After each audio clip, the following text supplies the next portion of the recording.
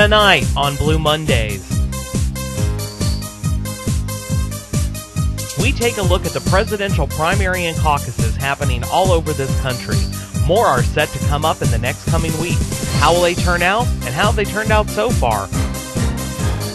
All that and more tonight on Blue Mondays for January 14th, 2008.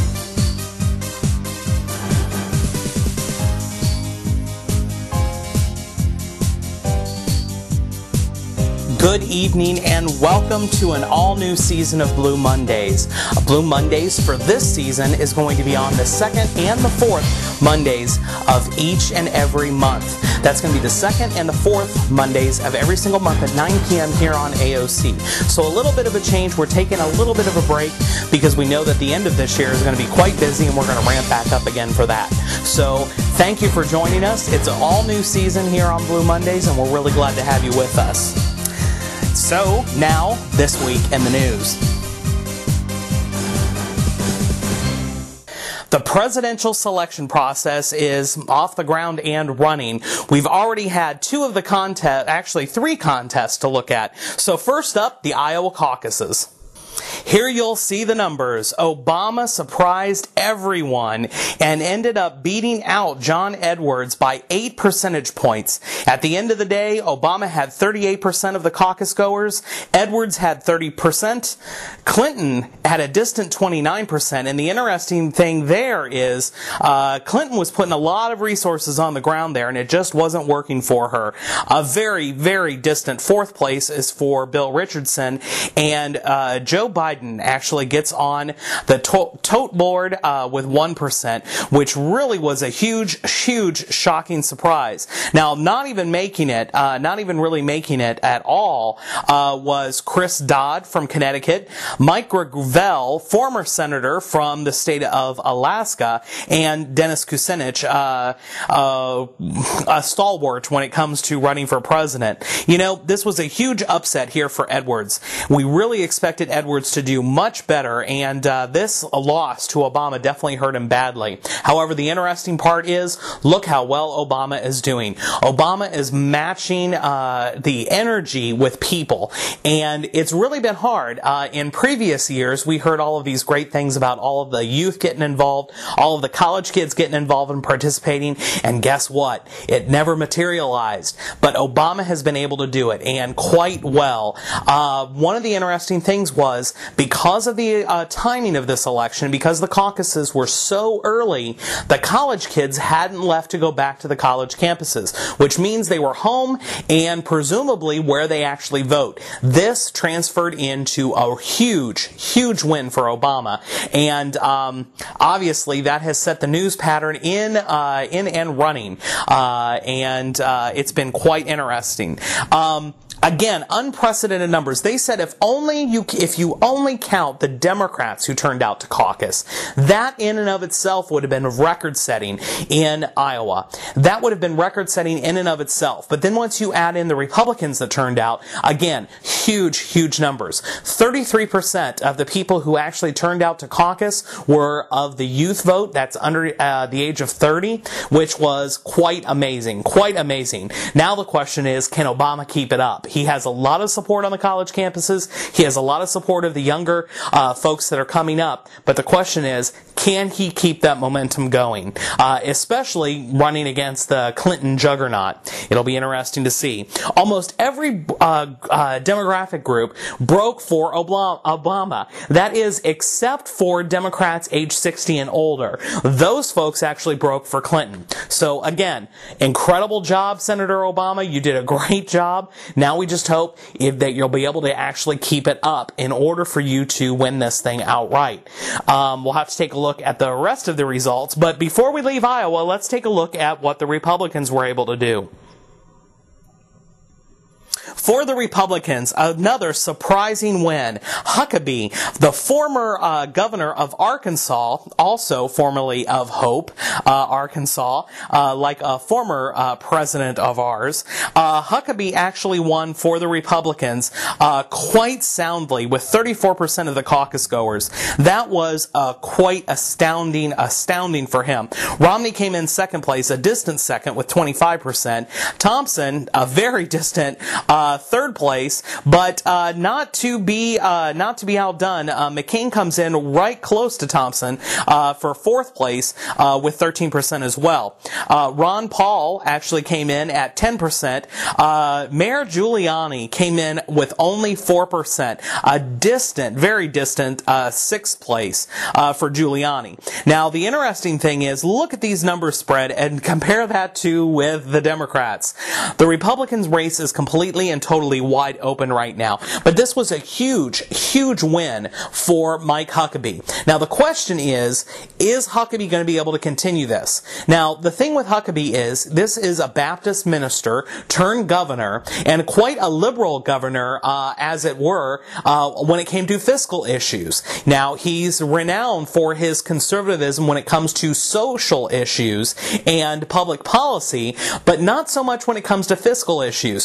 So he is the exact opposite of those like Romney and those like McCain. So the question is he going to become the Christian candidate? And if so, is this going to further divide the Republicans? Again, the Republicans have basically two sides to their coin. They've got the fiscal Republicans and they've got the social conservative Republicans. Because of those two different sides, Bush has been quite successful at being able to get those sides to work together. The problem is, Bush has not done basically anything for the religious conservatives, and now the question is, are they going to revolt? And if they do, is Huckabee their candidate? There for the longest time, Romney was trying to present himself as the Christian conservative. However, one little thing, he's a Mormon, and people don't really understand the Mormon faith. So that's definitely worked against him. So it's going to be interesting to see how this turns out. Moving on, the next race that we actually had was in Wyoming. Yes, Wyoming, that very little state. I think they might get 3 electoral votes. But in Wyoming, the Republicans competed just by themselves. So in the Republican race in Wyoming, let's take a look at that. Romney was the big winner with 67%. Again, though, with only 3 electoral votes, I don't know that that's really a huge win for him, especially, too, when you tally up the total number of delegate votes that they have. That entire state, it looks to me, only has 12 delegate votes.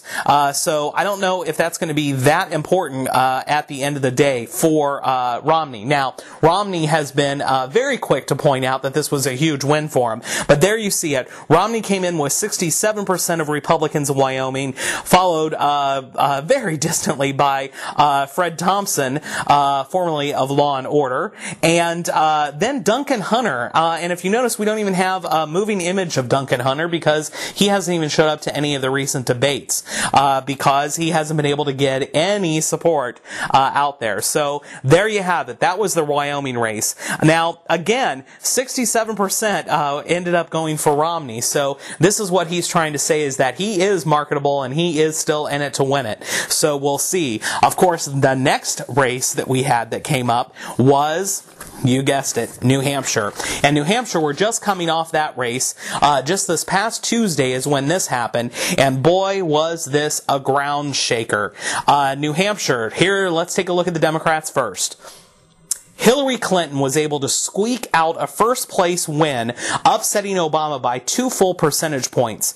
Clinton came in at 39%, Obama came in at 37%. This was a squeaker.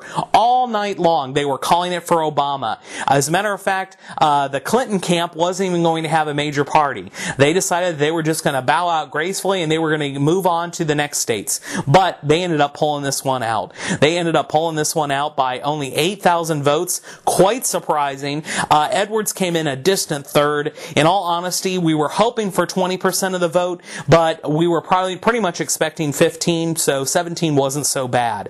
And in a distant fourth place was Bill Richardson. Governor Richardson came in with 5%. Dennis Kucinich actually got on the tote board. He got 1% of the vote.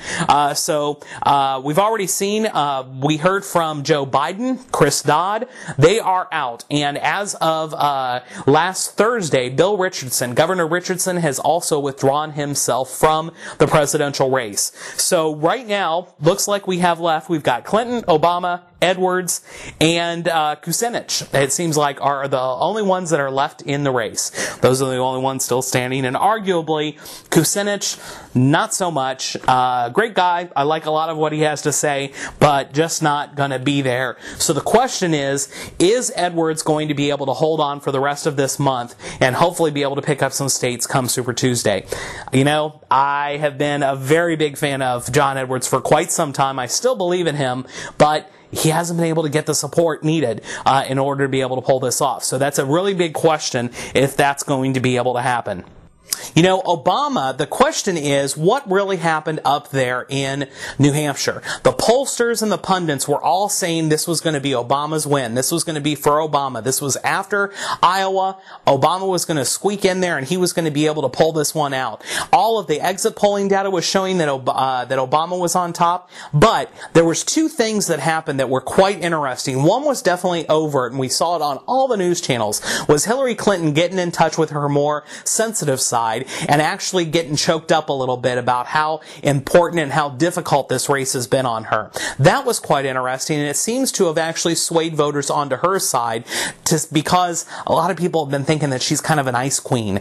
So then the question then became about Obama, and Obama was acting really smug. If you look at the news clips and the different interviews that he did on the day of and the day just before this election, he was being kind of smug, and I don't think the voters really liked that. I think that ended up costing him at least 1 percentage point. That other percentage point, we'll go ahead and give it to Senator Clinton because of her touch with sensitivity at that town hall meeting that she had. So I think those two things combined actually ended up being the perfect storm, which allowed Hillary Clinton to go in there, allowed her to now call herself the comeback kid. Although at 60 years old, I don't know if kid is the right word. But anyhow, that's how things ended up playing out. Richardson, it was really kind of sad. I like Governor Richardson a lot. I think he's done a lot of great things for his state of New Mexico. It's just he hasn't been able to raise the money, and he's made so many mistakes. It's actually quite reminiscent, to me at least, of Wesley Clark 4 years ago. Seeing what Wesley Clark was doing and a lot of the mistakes that were being made on the road, Richardson's doing the same thing. He doesn't have a strong enough staff that's prepping him to get him ready. He's looking kind of confused. He kind of looks like a crazy uncle there during those debates. But look for a cabinet appointment. I think maybe Secretary of State Bill Richardson in an Obama world. I don't know. We'll have to see. On the Republican side in New Hampshire, John McCain pulled it out. He ended up winning by 6 percentage points on the Republican side there in New Hampshire. Romney, a distant second, and that was really troubling. Now, mind you, Romney is from neighboring state Massachusetts. New Hampshire only has one TV channel of its own that's actually broadcast from inside New Hampshire. All of the rest of the feeds that they get are from the Boston market. So all of those, Boston market, mind you, the media market, not necessarily the food store, but all those feeds are actually coming in. So they're regularly exposed. These are people who know Governor Romney. They know his track record, and I gotta tell you, it did not pan out well for him up there. Huckabee came in a very distant third with only 11% of the vote. Giuliani, a distant fourth place with 9% of the vote. And then Ron Paul was actually got on the board with 8%. Thompson was at 1%. So again, Fred Thompson not doing so well, and this was after one of his best debates that we've seen so far with him. What more could I ask for, you know? Go to New Orleans with John Edwards and help people, you know, Habitat for Humanity. It's like a wonderful combination. I was looking forward to being part of working on the Habitat for Humanity here at Musicians Village, especially because I'm a composer and musician. There's a lot of homes, you just go block after block where there's a lot of homes that are in need of replacement or getting rid of a lot of the rot. It's just such an interesting thing to see all these people working on rebuilding this area. It seems like they are in the process of rebuilding, which is great. And this area here, it's really inspirational to see what they've done. When completed, we'll have 72 single-family homes, 5 elder-friendly duplexes that will be reserved for the masters of music. How are you? I'm Terrence Davis from California. Yeah, it's good to see you. Nice to meet you. Where in California? Malibu. You wrote the song. Yes, I did. Thank you. Thank you for that. You're very welcome.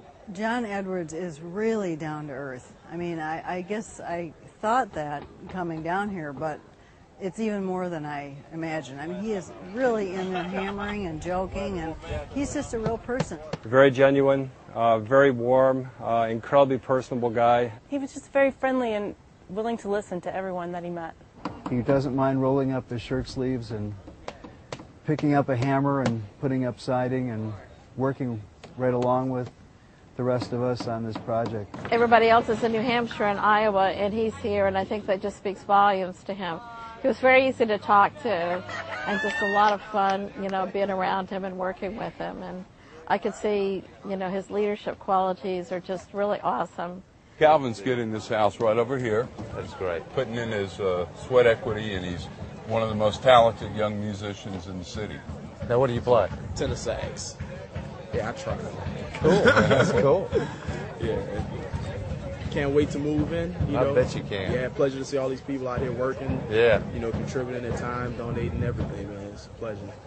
It's difficult to see the devastation that's happened to the city because of the storm. These people are still living the nightmare that started years ago, and there's no excuse for the United States of America to not have fixed this before now. I was just totally impressed with Habitat for Humanity. I had not been on one of their sites before. Great organization, tremendous service that they're performing. When Katrina hit, it really broke my heart because I knew what a great city this was. And the fact that my government hasn't helped these people has broken my heart too. I think anyone would really enjoy coming down here and working at this site. It's been inspirational, and it makes you feel good to be doing something for others.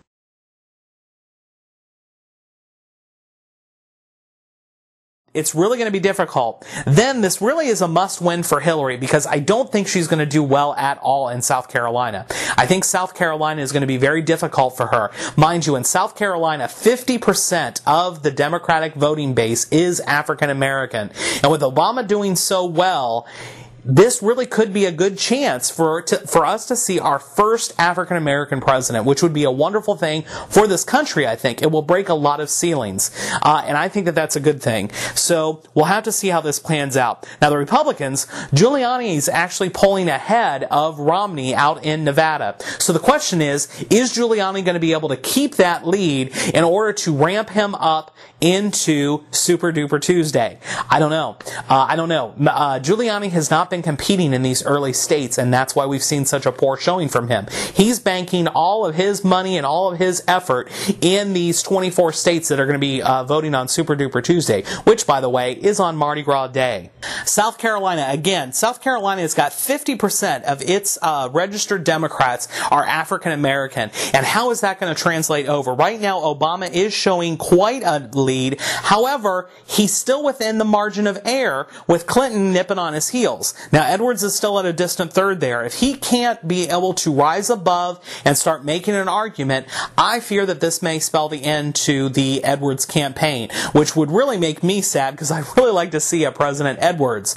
However, I wouldn't count him out yet. I think that maybe we might see, instead of what I was talking about before, an Edwards-Obama ticket, we might just see an Obama-Edwards ticket, which would be interesting. We'll have to see how this plays out. Edwards, again, distant third, but now again, with Biden and Dodd and Kucinich out, do those votes necessarily transfer over into Edwards? And will this thing with Obama and this money issue, will that transfer over, and will those votes then go over to Edwards? Anyone can speculate right now at this point. For the Republicans, Huckabee is way out ahead. This is a very religious conservative state, and those religious conservative Republicans are really piling in behind Huckabee. And it's going to be interesting to see if he can win this one. There may be a very good argument for Huckabee to be able to continue. But if Huckabee does win there, Romney's done. There's no more arguing. Romney would be done at that point, at least in my opinion. Then, of course, we're on to Super Duper Tuesday. And oh my goodness, Super Duper Tuesday, we have got a lot of states that are going to be competing. A lot of them. And let's take a look at what we've got. First up, we have the Democratic-only elections are being held in these states. In Kansas, Idaho, and New Mexico. Those are going to be the states that only the Democrats will be voting in. Then we have Republican-only elections, and those are going to be held in West Virginia and Montana. Then everyone else will be voting in the following states on this day. And this means that all of the Republicans and the Democrats, look at this map: New York, California, Arizona, Utah, Alaska, North Dakota, Wisconsin, Oklahoma, Arkansas, Tennessee, Alabama, Georgia, Illinois, Colorado, Missouri, New Jersey, Delaware, Connecticut, and Massachusetts. Now, mind you, all of this is going to be happening on Mardi Gras Day, so it's going to be quite an interesting day to see how all of that stuff comes in. So after you get back from the parades, take a nap and stay up and watch as these results come in, because it's going to be quite interesting. Now, not to be left out, Louisiana will actually be voting then that Saturday. So the good news is we may see a lot of these candidates actually come in to the state for those days right after Tuesday, between Tuesday and that Saturday, right after Mardi Gras. So Ash Wednesday through that Saturday, we might have a lot of new faces, a lot of presidential candidates in here. But again, we might only have one or two of them left by that point, if not just down to one. Lafayette has its new council. The new council has been sworn in, and they have had their first meeting. Congratulations again go out to Purvis Morrison, Jay Castile, Brandon Shelvin, and Kenneth Boudreau. You guys, you did a great job. Very glad to see you in there. Now, the first meeting was basically a lot of housekeeping, and they also voted on one very important thing, and that is who is going to lead the council. Now, Joey Durrell came out and basically endorsed and said, make it so. I want Bruce Conk to be our new parish chairman of our council. Guess what? Not so much. This group was not having it. Out with the trash, they said. Bruce Conk over our dead bodies. They actually elected a good friend of this show, Don Bertrand. Now, you might remember Don. He used to be the Right blogger. He was my counterpart with theadvertiser.com, and he was elected the parish chairman of the council. So it's quite interesting to see how this is all played out. Very happy that he's in that seat and not Mr. Conk. Mr. Conk has definitely got some problems, and he needs to answer up to them.